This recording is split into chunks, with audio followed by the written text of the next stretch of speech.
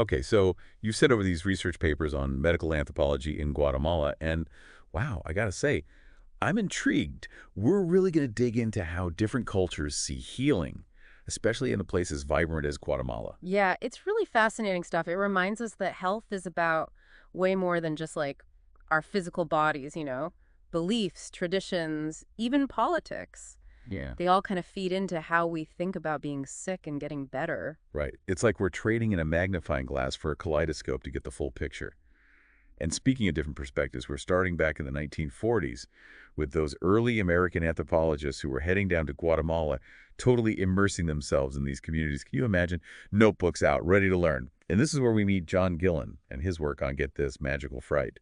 Gillen, he was really onto something with that. He was really interested in susto, a cultural illness in Guatemala.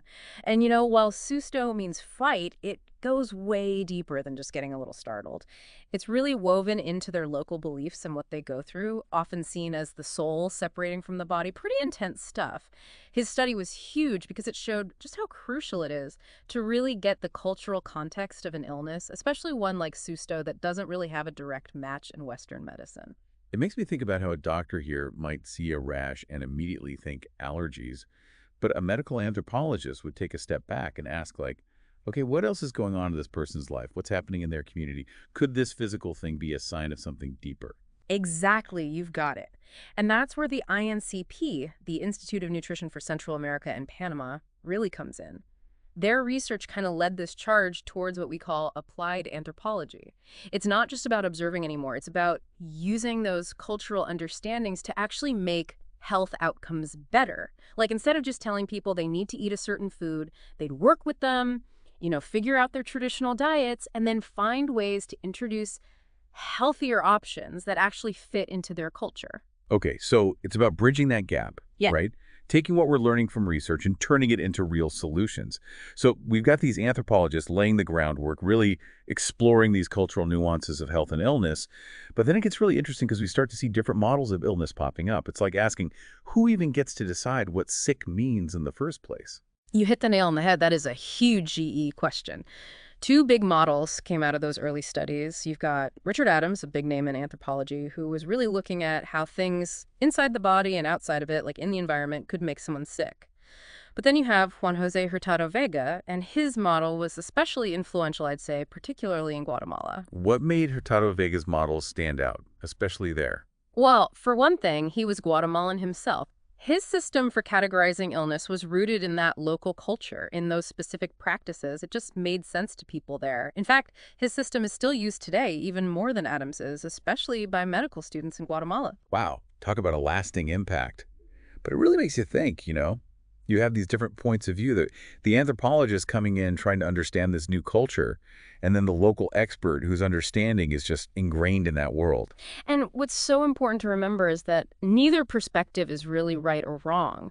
It's about recognizing that different cultures frame their understanding of illness in their own way. And that's incredibly valuable in itself. It's not even just about different treatments then. It's like a fundamentally different idea of what it means to be well or unwell in the first place. We're talking about different worlds here, each with its own logic. But how did medical anthropology in Guatemala grow from these early studies? Where did the research go next? So we've been talking about how cultures can have completely different ways of understanding what it means to be sick, to be healthy. How did that idea, embracing those different perspectives on healing, how did that play out as medical anthropology kept developing in Guatemala?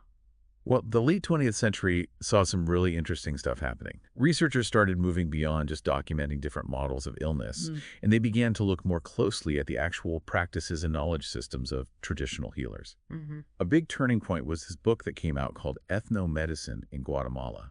That's a pretty powerful title. Mm-hmm. What were some of the big takeaways from ethnomedicine in Guatemala? It really brought a more holistic approach to understanding health and healing in Guatemala. Like it highlighted three key areas. For one, traditional medicine. Elba Villatoro, her research on what traditional healers actually do, their practices, it's fascinating. And then there was knowledge, attitudes, and practices. This was spearheaded by Lana Hurtado, and it looked at how health beliefs and practices are passed down, from one generation to the next. And then last but not least, we have ethnobotany, and this is thanks to the work of Armando Caceres. Okay, ethnobotany, that one definitely caught my ear. Sounds like it's about plants, but I'm guessing it goes way beyond just like identifying medicinal herbs. Gotcha. You got it. It's about understanding the deep cultural knowledge in the way indigenous communities use plants for healing. We're talking centuries of carefully watching, documenting the properties of their local plants, building this incredibly sophisticated understanding of how to use them for medicine. So it's not just folklore, Yeah. right? Medical anthropologists are saying, hold on, there's real wisdom here, and maybe we can even learn how to integrate it with modern medicine. Exactly. And that's a big deal. Medical anthropology brings this deep respect for that local knowledge, you know? It's recognizing that different cultures might have different paths to healing, and they can be just as valid. Imagine if we could really bridge that gap between traditional healing and what we call modern medicine. That would be amazing. Instead of assuming we have all the answers, we say, hey, maybe there's a lot we can learn from people who've been practicing this for generations. There's a real humility to that. Absolutely. It's that humility that can lead us to even more profound insights, a richer understanding, and in the end, healthcare solutions that are more effective and truly culturally sensitive, especially in a place as diverse as Guatemala. Now, you were saying that second paper, documented to antropologi.ar.pdf, that it kind of echoed this idea about the importance of local knowledge. What really struck you about it? You know, it really emphasized this idea of health as multifaceted. Yeah. That it's not just about, not having a disease. It's culture, community, even what we believe, all of that's mixed in. It's really about understanding the whole person, their whole context. And that totally ties back into what we've been saying about different approaches to healing. But there's this one thing that really stood out to me: symbolic capital. Ah, yes, symbolic capital. That's a good one. It basically means that different societies, they place different values on certain things when it comes to health and well-being. It's not just about money or having access to the best doctors. It's about how a culture as a whole sees things like traditional healing practices, the knowledge that's been passed down, how important is the support you get from your community, that kind of thing. So like a community might really value the skills of a traditional healer, even if those practices aren't officially recognized by, say, a medical board. That healer has a kind of symbolic capital in that world. Exactly. And that's so important in Guatemala, where you've got this fascinating mix of traditional medicine, a lot of it rooted in indigenous cultures, and then you have this more modern, westernized system. Understanding the symbolic capital of each it's huge for figuring out healthcare solutions that actually work and are also culturally sensitive, respectful. We can't just come in with a one-size-fits-all approach. It's incredible to think how far we've come, from those early anthropologists studying magical fright to this really nuanced understanding of health as something that's like totally interwoven with culture, tradition, what we believe as a community. Quite a journey. It really has been.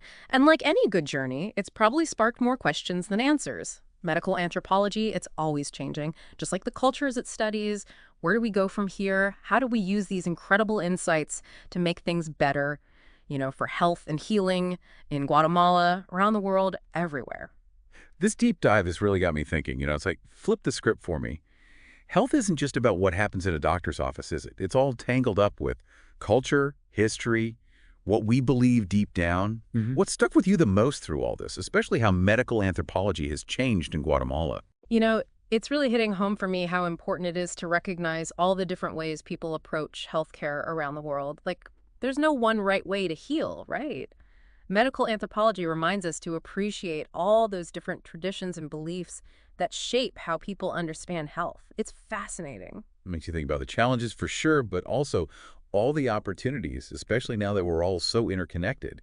How do we make sure that as medicine advances, it's done in a way that respects those local customs, those traditions, especially in a place like Guatemala with such a rich tapestry of cultures?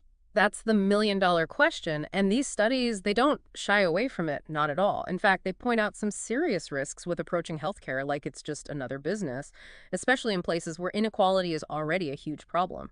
Right, because if it's all about profits and efficiency, are we going to miss those cultural insights, those traditional practices that might hold the key to healing that really works, that really speaks to the needs of a community? Absolutely. This whole deep dive into medical anthropology in Guatemala, it just shows how much we can learn from each other, from all these different ways of seeing the world. It's a powerful reminder to approach health and healing with open minds, open hearts, the whole package. Couldn't have said it better myself. So, as we wrap up this deep dive, I'm left feeling this sense of, I don't know, wonder, I guess, about the future of healthcare and a real appreciation for why it's so important to understand each other's cultures. It's like a reminder that sometimes the best solutions, they're not found in some fancy lab, but in listening to and learning from the people we're trying to help. Thanks for joining us on this journey, everybody. It's been a thought-provoking one, that's for sure.